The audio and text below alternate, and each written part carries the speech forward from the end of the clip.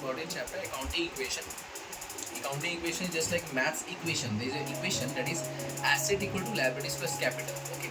So when you satisfying this equation, asset equal to liability plus capital, you have to first read the transaction. Then you have to choose the number of account which is getting affected in that transaction, and based on that you have to do the calculation, or you have to place the amount in the columns, okay, of accounting equation. The equation is asset equal to liabilities plus capital. Okay. तो first you have to read it, पहले transaction पढ़ना है, transaction पढ़ के फिर दो account choose करना है, और वो दो अकाउंट को फिर हम लोग को कॉलम वाइज वो जो इक्वेशन जो फॉर्मेट है उसमें पुट करेंगे, और उसके बाद वो इक्वेशन सेटिस्फाई करना है. ठीक है. Sandeep started business with cash. Sandeep started business with cash. This is the transaction. Okay. তো ফার্স্ট অফ অল এটা তো কোশ্চেন দেওয়া আছে Sandeep started business with cash, তো এটা এখানে লিখে দেবো. ঠিক আছে. Sandeep started business with cash. Yes. So first you have to write here Sandeep started business with cash. ठीक है. After writing this line you have to find two account, মানে এই লাইনটা লেখার পর না তোমাকে আইডেন্টিফাই দুটো অ্যাকাউন্ট কোনটা. একটা তো ক্যাশ অ্যাকাউন্ট হবে, আর বিজনেস যেই টাকা দিয়ে শুরু হচ্ছে ওই টাকাটা আমি কি বলি, व्हाट आई सेड, उस पैसा को हम बोलते हैं कैपिटल. ठीक है. कैपिटल तो asset cash column, asset cash একটা অ্যাকাউন্ট হবে, एसेट कैश. और फॉर कैपिटल तो वी ऑलरेडी हैव ना, कैपिटल तो आगे থেকে এখানে ক্যাপিটাল আছে, তো এখানে আমি ক্যাপিটাল শুধু লিখতে পারি. ঠিক আছে. আবার লিখে দিলাম.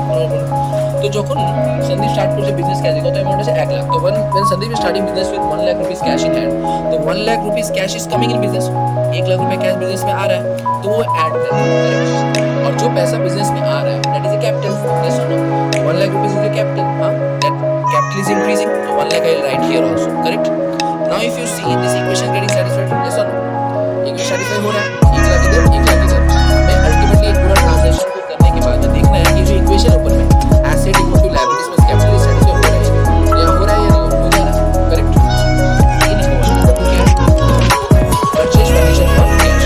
नंबर 2 क्वेश्चन लिखेंगे purchased furniture for cash. Purchase furniture for cash amount is how much, 5000. Correct.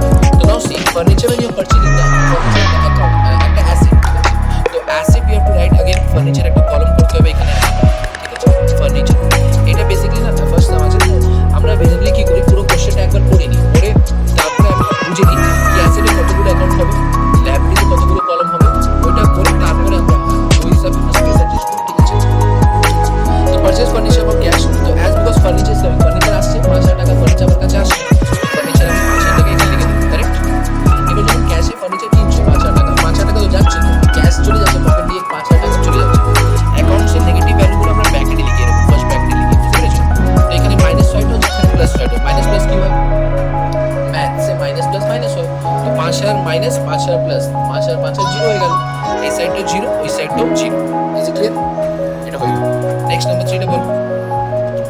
Purchase goods for cash. গুডসের জন্য আমরা একটা অ্যাকাউন্ট ইউজ করি যেটা বলি স্টক অ্যাকাউন্ট. কি অ্যাকাউন্ট বলি? Stock account. Purchase goods for cash. ঠিক আছে. Purchase for goods for cash এটা লিখে দিলাম. তারপরে এখানে ক্যাশের একটা কলম করলাম, স্টক. কি করলাম? স্টক. কত টাকা স্টক আসছে? 20000. স্টক কত আছে? 20000. 20000 আসছে, এখানে লিখে দিলাম স্টকে 20000. কারেক্ট. আর 20000 ক্যাশ তো যাচ্ছে, নাকি না? ধারে তো কিনছি না, ক্যাশে কিনছি. 20000 ক্যাশ থেকে যাচ্ছে, 20000 স্টকে আসছে. কারেক্ট. মাইনাস প্লাস মাইনাস হয়ে এদিকে জিরো, ওইদিকে জিরো. কি করে যাচ্ছে? নেক্সট বলো.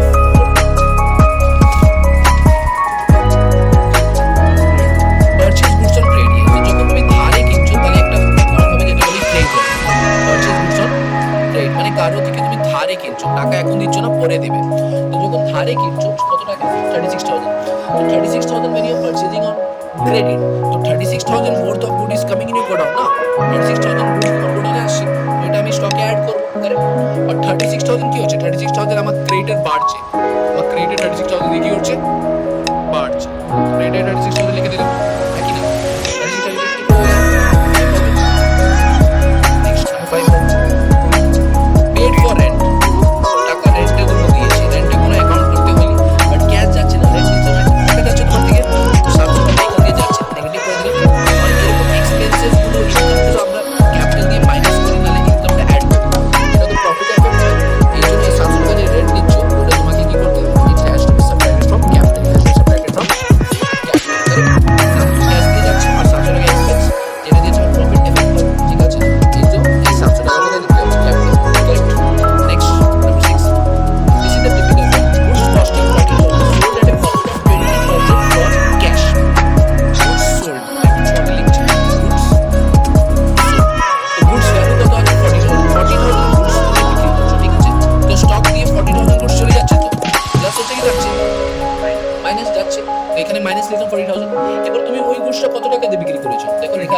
20% প্রফিট, 20% প্রফিট মানে 40,000, 20% হচ্ছে 8,000 টাকা, মানে 40,000 এর জিনিসটা তুমি বিক্রি করছো 48,000, 8,000 কি করে বিক্রি করবে?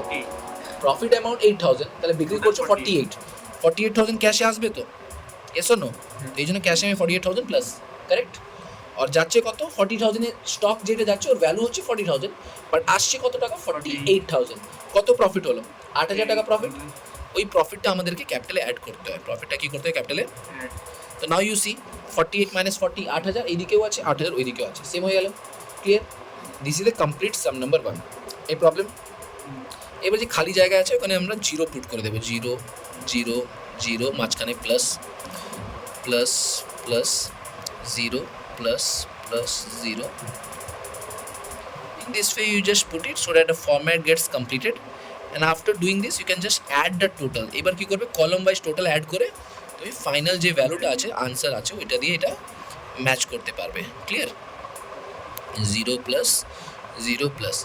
এবার এখানে কি করবে? এরকম লাইন ড্র করে কলাম ওয়াইজ ক্যাশের total, furniture, stock, creditors, capital, এগুলো টোটাল বার করে ওইগুলোকে চেক করে নেবে, আনসার দিয়ে match, then your answer will be completely match. এটা একটা সাম হলো অ্যাকাউন্টিং ইকুয়েশন।